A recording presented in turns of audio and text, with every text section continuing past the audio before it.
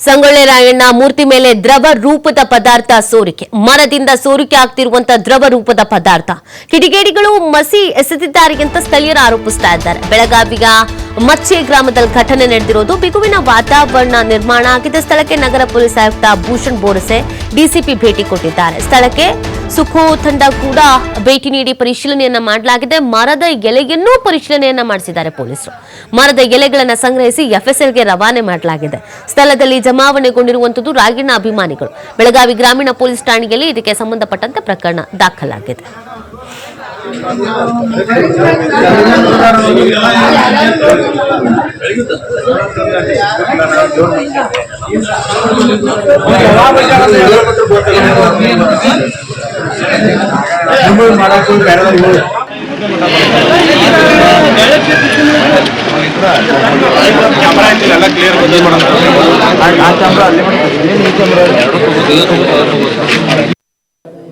ಕುಂದಾನಗರಿ ಬೆಳಗಾವಿಯಲ್ಲಿ ಸಂಗೊಳ್ಳಿ ರಾಯಣ್ಣನ ಮೂರ್ತಿಗೆ ಏನು ಕಪ್ಪು ಆಯಿಲನ್ನು ಎಸೆದ್ರ ಅಥವಾ ಮರದಿಂದ ಈ ಒಂದು ಹನಿಗಳು ಬಿದ್ದಿದೆ ಅನ್ನೋಂಥ ಈಗ ಅನುಮಾನ ವ್ಯಕ್ತವಾಗ್ತಿರ್ತಕ್ಕಂಥದ್ದು. ಈಗ ನಾವು ಬೆಳಗಾವಿ ತಾಲೂಕಿನ ಮಚ್ಚೆ ಗ್ರಾಮದಲ್ಲಿದೆ, ನಾವು ನಿಮ್ಗೆ ತೋರಿಸ್ತಾ ಇದ್ದೀವಿ. ಬೆಳಗಾವಿ ತಾಲೂಕಿನ ಮಚ್ಚೆ ಗ್ರಾಮದಲ್ಲಿ ಇರ್ತಕ್ಕಂಥ ಒಂದು ಸಂಗೊಳ್ಳಿ ರಾಯಣ್ಣನ ಮೂರ್ತಿ ಮೇಲೆ ಕಿಡಿಗೇಡಿಗಳು ಒಂದು ಕಪ್ಪು ಬಣ್ಣದ ಆಯಿಲನ್ನು ಎಸೆದು ಹೋಗಿದ್ದಾರೆ ಅಂತ ಹೇಳಿ ಸ್ಥಳೀಯರು ಒಂದು ಆರೋಪಿಸ್ತಾ ಇದ್ದಾರೆ. ಯಾಕಂದರೆ ಕಳೆದ 3 ವರ್ಷ ಹಿಂದೆ ಈ ಮಚ್ಚೆ ಗ್ರಾಮದಲ್ಲಿ ಒಂದು ಸಂಗೊಳ್ಳಿ ರಾಯಣ್ಣ ಮೂರ್ತಿ ಪ್ರತಿಷ್ಠಾಪನೆ ಮಾಡೋದಕ್ಕಾಗಿ ಇದೇ ಒಂದು ಏನು ಬೆಳಗಾವಿ ಕನ್ನಡಿಗರಾಗಿರ್ಬೋದು, ಸ್ಥಳೀಯ ನಿವಾಸಿಗಳಾಗಿರ್ಬೋದು ಹೋರಾಟದ ಮೂಲಕ ಈ ಒಂದು ರಾಯಣ್ಣನ ಮೂರ್ತಿಯನ್ನು ಪ್ರತಿಷ್ಠಾಪನೆ ಮಾಡಿದ್ರು. ಸ್ವತಃ ಪೊಲೀಸ್ ಕಮಿಷನರ್ ಮತ್ತು ಏನು ಡಿಸಿಪಿ ನಾರಾಯಣ ಬರವಣ ಸೇರಿದಂತೆ ಹಿರಿಯ ಅಧಿಕಾರಿಗಳು ಭೇಟಿ ನೀಡಿ ಪರಿಶೀಲನೆ ಕೂಡ ನಡೆಸಿದ್ದಾರೆ.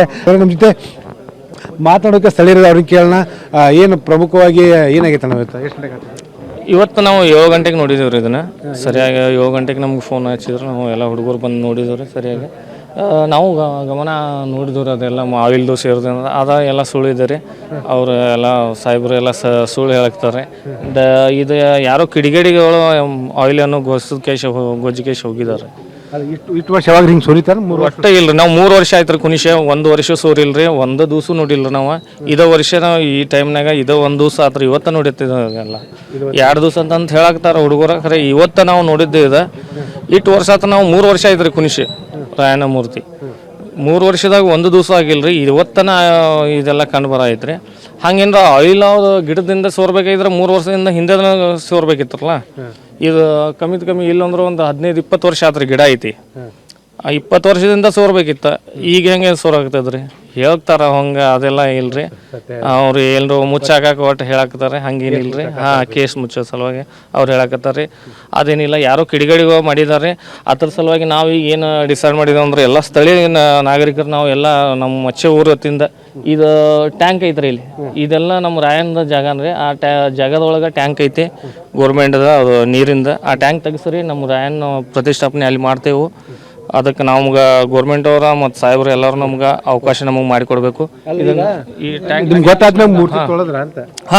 ನಾವು ಬಂದ್ಬೇಕಾ ಮೂರ್ತಿ ನಾವು ತೊಳಿಬೇಡ್ರಿ ಸರ್. ಎಲ್ಲ ಬಂದು ನೋಡಿಲ್ರಿ, ಮೀಡಿಯಾದವ್ರದ್ದು ಬರಲಿ ಎಲ್ಲ ನೋಡ್ರಿ. ಇಲ್ಲ ಬೇಡ ಅವರೆಲ್ಲ ಬಂದ್ರೆ ಮತ್ತೆ ಭಾಳ ಜಾಸ್ತಿ ಆಗ್ತದೆ. ನೀವೆಲ್ಲ ಮೊದಲು ಸ್ವಚ್ಛತೆ ಮಾಡಕ್ಕೆ ನಮ್ಗೆ ಅವಕಾಶ ಮಾಡಿಕೊಡು ಅಂತ ನಮಗೆಲ್ಲರದು ಸೈಟ್ ಸರ್ಚ್ಕೇಶ್ ಅವರೆಲ್ಲ ಅವ್ರ ಪಂಚಾಯತ್ ಅವ್ರದ್ದೆಲ್ಲ ಕೂಡ್ಕೇಶ್ ಸಾಹೇಬ್ರದ್ದು ಕೂಡ್ಕೇಶ್ ಅದನ್ನು ಸ್ವಚ್ಛ ಮಾಡಿಕೇಶ್ ಮೂರ್ತಿ ತೊಳೆದು ಬಿಟ್ಟರೆ. ಅಲ್ಲ, ಹೋರಾಟ ಮಾಡಿ ಮೂರ್ತಿ ಕುಣಿಸಿದ್ರಿ? ಹೋರಾಟ ಮಾಡಿ ಕುಣಿಸಿದ್ವಿ ಸರ್. 3 ವರ್ಷ ಆಗೈತಿ ಕುಣಿಸ್ಕೊಟ್ರಿ. 3 ವರ್ಷದಿಂದ ಇಂಥ ಯಾವುದೂ ಘಟನೆ ಆಗಿಲ್ಲ ಸರ್. ಇದು ಘಟನೆ ಎಲ್ಲ ಎಲ್ಲ ಕಡೆ ಸೋರ್ಬೇಕ್ರಿ. ಈಗ ಪೊಲೀಸರದ್ದು ಮಸಿ ಅಲ್ಲ, ಆಯಿಲು ಅಲ್ಲ ಅಂತ ಹೇಳ್ತಾರೆ. ನಿಮ್ಗೆ ಏನು ಅನಿಸ್ತದೆ? ನಮ್ಗೆ ಇದು ಮುಚ್ಚಕ್ಕೋ ಕಾನೂನು ವ್ಯವಸ್ಥೆ ಧಕ್ಕೆ ಆಗ್ತದೆ ಅಂತ ಮುಚ್ಚಕ್ಕೋ ಕೆಲಸ ಮಾಡ್ತಾರೆ. ಇದನ್ನ ಆಗಬಾರ್ದು. ಹಿಂಗೆ ಯಾರು ಆರೋಪಿ ಅದಾರಲ್ಲ ತಕ್ಷಣ ಬಂಧನ ಮಾಡಬೇಕು, ಕಠಿಣ ಕ್ರಮ ಮಾಡಬೇಕು, ಗಡಿ ಪಾರು ಮಾಡಬೇಕು ಅಂತ ನಾವು ಅಧಿಕಾರಿಗಳನ್ನು ಕೇಳ್ಕೊಳ್ತೇವೆ. ಈಗಾಗಲೇ ಅರಣ್ಯ ಇಲಾಖೆ ಅಧಿಕಾರಿಗಳು ಕೂಡ ಭೇಟಿ ಕೊಟ್ಟರು, ಒಂದಿಷ್ಟು ಪರಿಶೀಲನೆ ಮಾಡೋದು. ಗಿಡದ ಒಂದಿಷ್ಟು ರಸ ಸೋರ್ತಾ ಇದೆ ಅಂತ ಹೇಳ್ತಾ ಇದ್ದಾರೆ. ಸೊ ಇದನ್ನ ಅರಸು ಅಂತೇವ್ರಿ ಸರ್. ಗಿಡದ ರಸ ಸೋರೋದು ಗೊತ್ತಾಗ್ತದೆ ಸರ್. 3 ವರ್ಷದಿಂದ ನಾವು ಎಲ್ಲ ಹುಡುಗರೆಲ್ಲ ಇಲ್ಲಿ ಕುಂತ 3 ವರ್ಷದಿಂದ ಬೆಳಿಬೇಕಿತ್ತಲ್ಲ ರೀ. ಎಲ್ಲ ಕಡೆ ಬೆಳಿಬೇಕಿತ್ತಲ್ಲ. ರಾಯಣ್ಣ ಮೇಲೆ ಯಾಕೆ ಬಿದ್ದೈತಿ ರೀ? ಪರ್ಪರಿ ಮೇಲೆ ಎಲ್ಲ ಬೆಳೀತ್ರಿ. ಎಲ್ಲ ಕಡೆ ಬೆಳೀತಿಲ್ಲ ಈಗ ಸರ್. ನಾವೀಗ ನಿತ್ಯ ನಿಮ್ಮ ಮೇಲೆ ಎಲ್ಲ ಬೆಳಿಬೇಕಿತ್ತಲ್ಲ, ಈಗ ಯಾಕೆ ಬಿದ್ದಿಲ್ಲ ರೀ? ಯಾರು ಗೊಜ್ಜು ಹೊಡೆಯೋಗ್ಯಾರು. ಅಟ್ಟ ಐಲ ಮತ್ತು ವಿಷಯ ಗೊತ್ತಾಗತ್ತಿಲ್ಲ ಸರ್, ಏನಾಯ್ತು ಐಲ ಅಂತ.